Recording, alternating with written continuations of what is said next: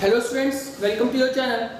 तो last class में हम लोगों ने पढ़ा था एसिड बेसिस एंड सॉल्ट्स का इंट्रोडक्शन, जिसके अंदर में हम लोग इंडिकेटर्स के बारे में पढ़े थे। इंडिकेटर्स क्या होते हैं? ऐसे सब्सटेंस होते हैं जो ये इंडिकेट करते हैं दूसरा दिया गया सब्सटेंस एसिडिक है, बेसिक है या फिर न्यूट्रल है। ठीक है।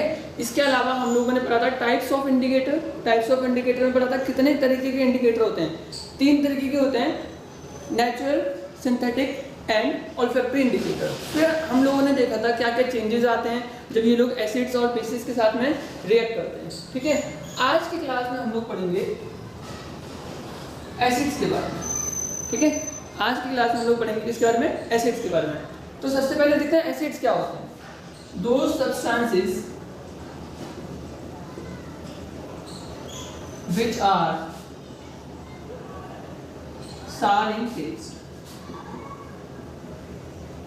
ठीक है। ऐसे सब्सटेंस जो टेस्ट में कैसे होते हैं? खट्टे होते हैं, वो क्या होते हैं? एसिड होते हैं। अगर हम बात करें on the basis of there origin या फॉर्मेशन, ठीक है, एसिड्स जो होते हैं वो 2 टाइप के एसिड्स हो सकते हैं। ठीक है। एक तो हो गया नेचुरल एसिड और दूसरा क्या हो गया? Mineral acid. मिनरल एसिड्स को हम लोग मैनमेड एसिड भी बोलते हैं।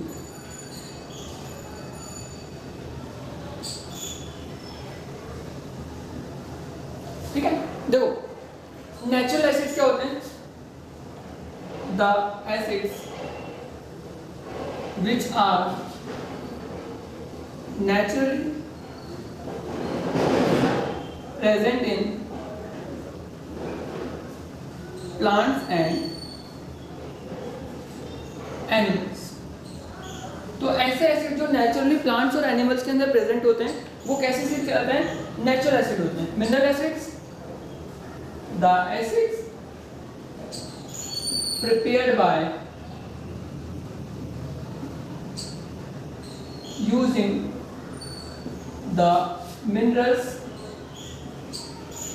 Found in earth crust. ठीक है। जो मिनरल एसिड्स होते हैं वो ऐसे एसिड्स होते हैं जिनको हम लोग अपनी लेबोरेटरी के अंदर बनाते हैं। किसका यूज करके? मिनरल्स का यूज करके, जो कि अर्थ क्रस्ट के अंदर पाए जाते हैं। देखो इसके एग्जांपल, सिट्रिक एसिड हो गया। ठीक है। ये सिट्रिक एसिड सिट्रस फ्रूट में पाया जाता है, मतलब खट्टे फ्रूट्स में। और ऑक्सैलिक एसिड हो गया, टोमेटो में पाया जाता है। ठीक है। इसके अलावा टार्टरिक एसिड हो गया,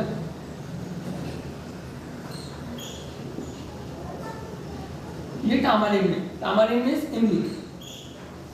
ठीक है। इसके एग्जांपल देख लो, hydrochloric acid, sulphuric acid, nitric acid and so on. ठीक है। फिर से देखो, on the basis of their formation acids are of 2 types, natural acid and mineral acid. Natural acids are those acids which are naturally present in plants and animals, such as citric acid, oxalic acid and tartaric acid. और mineral acids कैसे होते हैं? ऐसे acids जिनको substances का use करके, ऐसे minerals का यूज करके जो कि अर्थ क्रस्ट में पाए जाते हैं। ठीक है। लेबोरेटरी के अंदर बनाया जाता है, जैसे HCl हो गया, सल्फ्यूरिक एसिड हो गया और नाइट्रिक एसिड हो गया। अब देखो,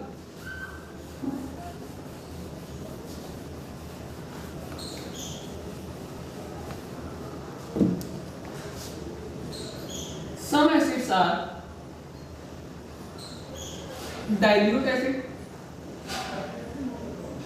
while some are concentrated। ठीक है। कुछ एसिड्स जो होते हैं, देखना आप लोग लेबोरेटरी में एसिड्स की बोतल होंगी, है ना, उसके अंदर में किसी किसी के ऊपर डाइल्यूट लिखा होता है, किसी किसी के ऊपर कंसंट्रेटेड लिखा होता है। ठीक है। अब ये डाइल्यूट और कंसंट्रेटेड का मतलब क्या होता है? देखो, ऐसा एसिड जिसके अंदर 90% कंसंट्रेशन हो एसिड की और 10% हो वाटर। ठीक है। वो कैसा एसिड होगा? कंसंट्रेटेड एसिड होगा। और ऐसा एसिड जिसमें 90% हो वाटर और 10% हो आपका एसिड। ठीक है। 10% एसिड होगा, 90% वाटर होगा, तो कैसा एसिड होगा? डाइल्यूट एसिड होगा। 90% एसिड होगा और 10% वाटर होगा, तो कैसा होगा? कंसंट्रेटेड एसिड होगा। अब देखो, the process of conversion of dilute acid, concentrated acid to dilute is known as dilution. ठीक है, एक ऐसी प्रोसेस जिसमें कंसंट्रेटेड एसिड को डाइल्यूट एसिड में कन्वर्ट करा जाता है, इस प्रोसेस को हम लोग क्या बोलते हैं? डाइल्यूशन बोलते हैं। अब देखो, बहुत इंपॉर्टेंट है डाइल्यूशन की प्रोसेस, ठीक है, और इससे रिलेटेड क्वेश्चंस भी आते हैं। देखो कैसे क्वेश्चन आते हैं। देखो, during the process of dilution, during the process of dilution, acid is poured into water, not the water is poured into acids। ध्यान से समझना, बहुत इंपॉर्टेंट कॉन्सेप्ट है ये। देखो क्या होता है, डाइल्यूशन की प्रोसेस के दौरान वाटर के अंदर में एसिड को डाला जाता है, ना कि एसिड के अंदर वाटर को। क्यों? As dilution is high exothermic process, if we add acid to water, then the heat released is absorbed by the water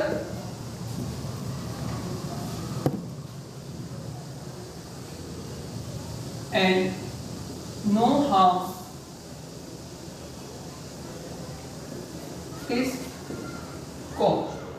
ठीक है, कोई भी हार्म नहीं होगा अगर हम क्या करते हैं, एसिड को धीरे धीरे वाटर के अंदर डालते हैं, जिससे कि क्या होगा, थोड़ी बहुत जो भी हीट जनरेट होगी उस हीट को वाटर एब्जॉर्ब कर लेगा।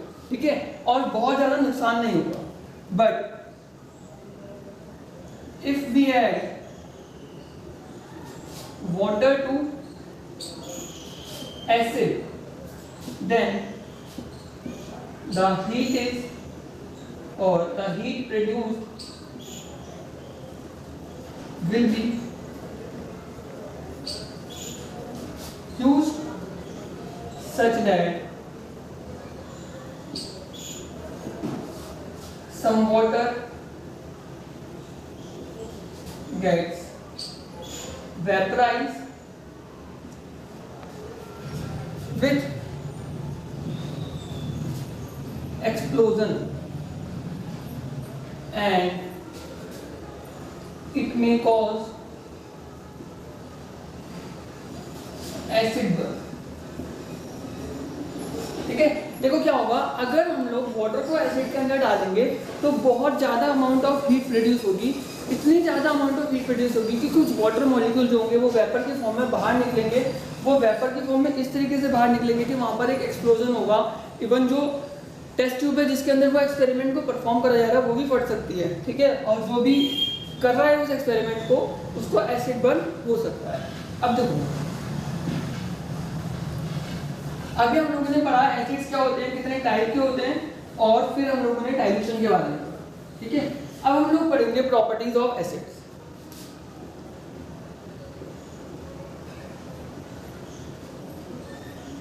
तो सबसे पहली प्रॉपर्टी तो वही कॉमन। ठीक है, एसिड्स आर सार इन टेस्ट। ठीक है, एसिड टेस्ट में खट्टे होते हैं।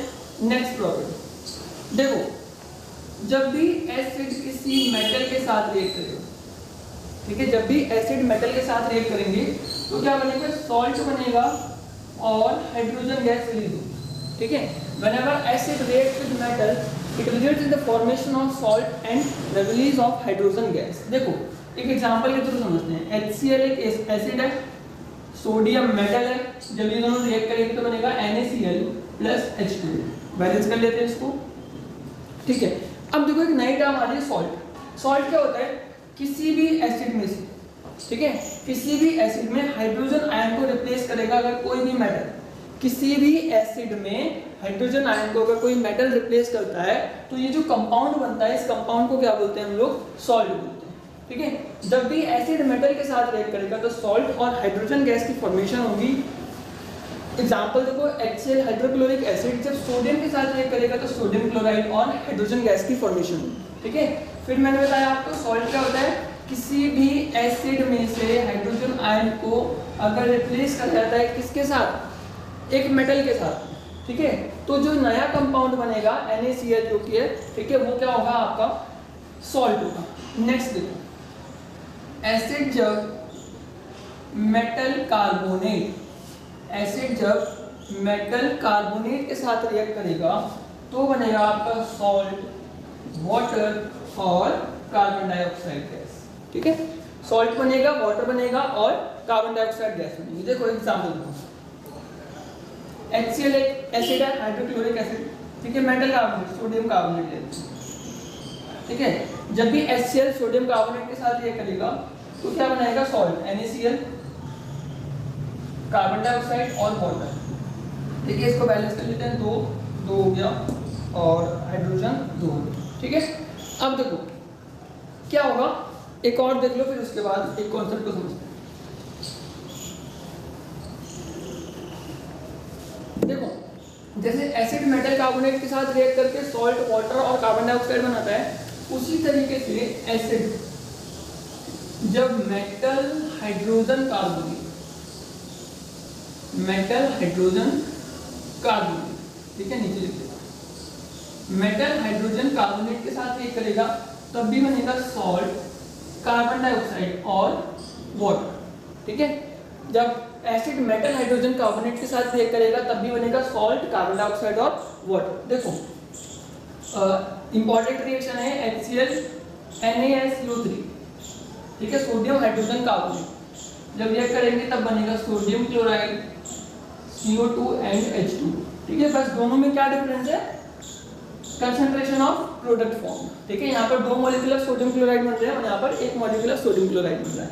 फिर से देखो, एसिड अगर मेटल हाइड्रोजन कार्बोनेट के साथ रिएक्ट करे या फिर एसिड मेटल कार्बोनेट के साथ रिएक्ट करे तो प्रोडक्ट क्या बनेगा? सॉल्ट, कार्बन डाइऑक्साइड और वाटर बनेगा, ठीक है। अब देखो टेस्ट फॉर कार्बन डाइऑक्साइड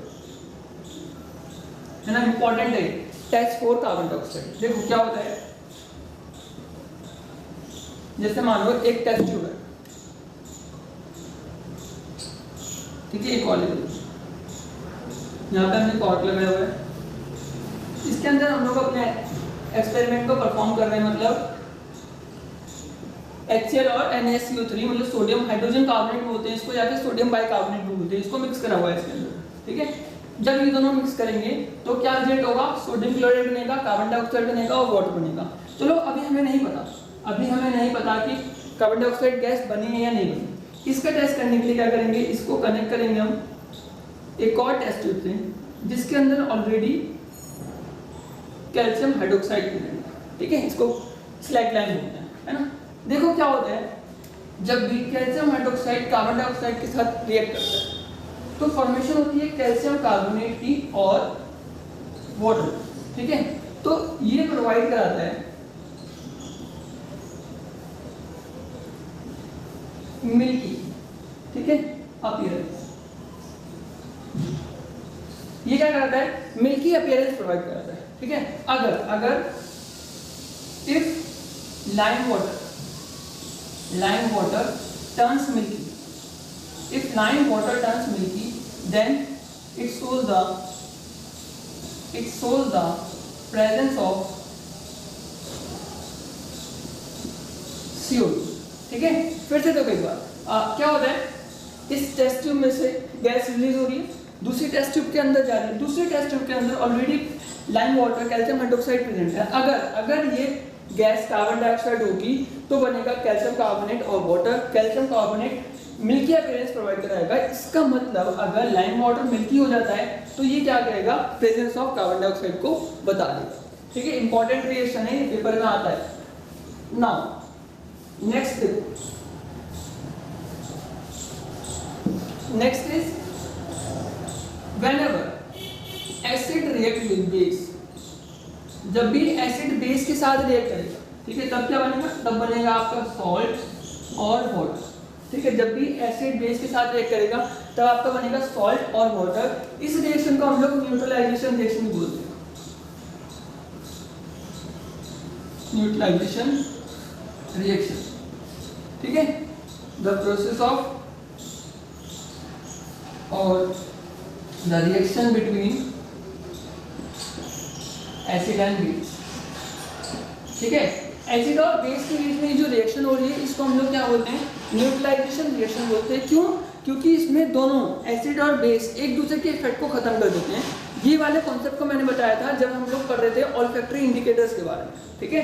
जब भी एसिड और बेस एक दूसरे के साथ रिएक्ट करते हैं तो वो एक दूसरे के इफेक्ट को खत्म कर देते हैं। इस प्रोसेस को हम लोग न्यूट्रलाइजेशन रिएक्शन भी बोलते हैं।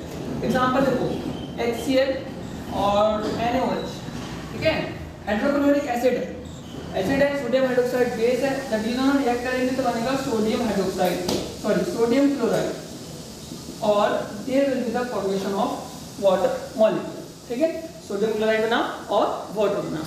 अब देखो, अब क्वेश्चन अराइज होता है क्या ये सभी के सभी एसिड क्यों एसिड है ना?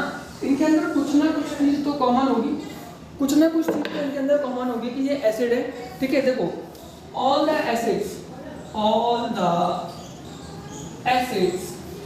contain H+ ions in their aqueous solution, ठीक है। सभी के सभी एसिड्स उनके एक्वस सॉल्यूशन में H+ आयन कंटेन करते हैं, ठीक है। अगर एक्वस सॉल्यूशन के अंदर H+ आयन नहीं रिलीज कर पा रहा है कोई कंपाउंड तो वो एसिड नहीं होगा, ठीक है। It means presence of H+ ions in their aqueous solution provides them their acidic character, ठीक है। तो एसिड का एसिडिक कैरेक्टर कब आता है? जब उसके अंदर H+ आयन प्रेजेंट होते हैं। अगर H+ आयन प्रेजेंट नहीं होंगे तो एसिड अपने एसिडिक बिहेवियर को शो नहीं कर पाएगा। फिर से समझ लो, एसिड अपने एसिडिक कैरेक्टर को शो कब कर पाएगा? जब उसके अंदर H+ आयन होंगे। और H+ आयन कब होंगे? एक्वस सॉल्यूशन में होंगे, ठीक है। H+ आयन कहाँ पे होंगे? एक्वस सॉल्यूशन में। इसका मतलब एसिड अपने कैरेक्टर को अपने एक्वस सॉल्यूशन में ही शो कर पाता है, ठीक है। Acid shows it's acidic character in its aqueous solution only. Why this? Because only in its aqueous solution H+ ions are free, ठीक है। इसके एक्वस सॉल्यूशन में ही H+ आयन फ्री होते हैं, अदरवाइज नहीं होते। इसलिए एक्वस सॉल्यूशन में ही एसिड अपने एसिडिक कैरेक्टर को शो कर पाएगा। इसके लिए आपकी बुक में एक एक्सपेरिमेंट भी है जिसमें एसिड गैस रिलीज होती है, जिसमें ड्राई लिटमस पेपर को उसके पास लेके आते हैं तो कोई भी कलर में चेंज नहीं होगा। क्यों नहीं होगा? क्योंकि HCl अभी गैसेज स्टेट में है और लिटमस पेपर भी कैसा है? ड्राई है, ठीक है। अगर हम इस लिटमस पेपर को वेट कर देते तो क्या होता? एक्वस सॉल्यूशन मिल जाता, ठीक है। वाटर की प्रेजेंस हो जाती है जिसकी वजह से H+ आयन अपीयर होते तो क्या होता? एसिडिक कैरेक्टर भी देखने को मिलता और ब्लू लिटमस पेपर किस में चेंज हो जाता? रेड में चेंज हो जाता, ठीक है ना। देखो कैसे रिएक्ट करता है। जब भी एसिड, मान लो HCl एक एसिड है, ठीक है, ये वाटर के साथ रिएक्ट करेगा तो हाइड्रोनियम आयन बनेंगे और क्लोराइड, ठीक है। देखो HCl जब भी वाटर के साथ रिएक्ट करेगा तो हाइड्रोनियम आयन बनेगा और क्लोराइड आयन बनेगा, ठीक है। तो यहाँ पर ये जो हाइड्रोनियम आयन है एक्चुअली में है क्या? H+ और H2O, ठीक है। H+ अकेला नहीं रहता तो इसके साथ कंबाइन कर लेता है, H3O बना लेता है और एक पॉजिटिव चार्ज लेकर आ जाता है, ठीक है। तो आज की क्लास में हम लोगों ने पढ़ा एसिड्स के बारे में और नेक्स्ट क्लास में हम लोग पढ़ेंगे बेस के बारे में, उसके बाद हम लोग सॉल्ट्स को स्टार्ट करेंगे।